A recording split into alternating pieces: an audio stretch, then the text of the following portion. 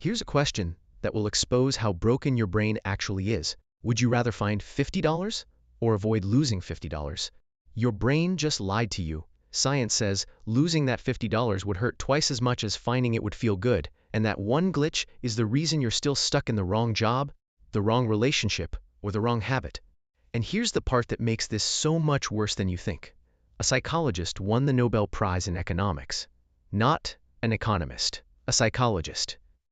Because he proved that the entire foundation of how we thought humans make decisions was wrong. And once you understand what he found, you'll never trust your own gut the same way again. His name was Daniel Kahneman, and in 2011, researchers using his framework studied over 1,000 parole board decisions made by experienced, highly trained judges, and what they found was disturbing.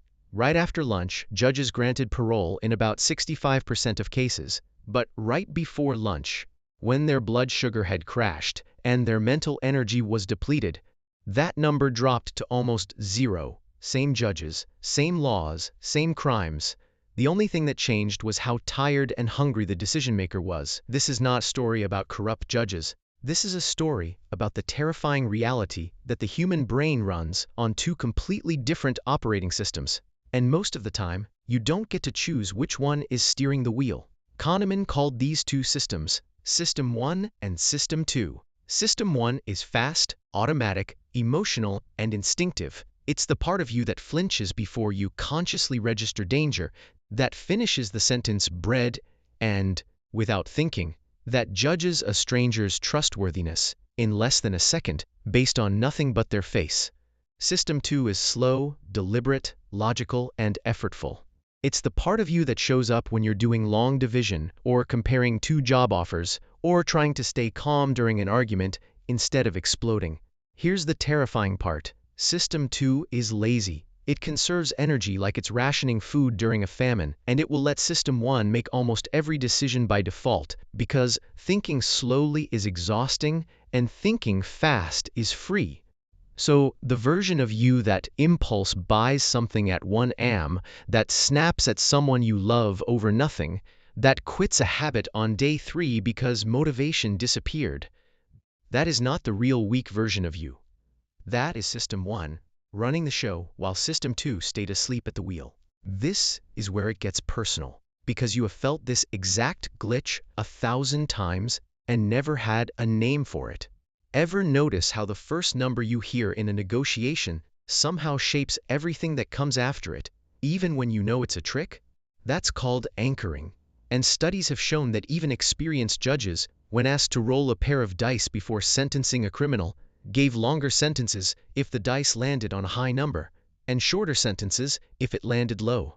A random number had zero business influencing a legal decision, and it still did because System 1 latches onto the first piece of information it sees and refuses to let go, even when your logical brain knows better. Now, think about every time you've overpaid for something because the original price was crossed out next to the sale price. Every time you stayed in a bad situation longer than you should have because you'd already invested so much. Every time you trusted your gut on something huge without questioning where that gut feeling even came from.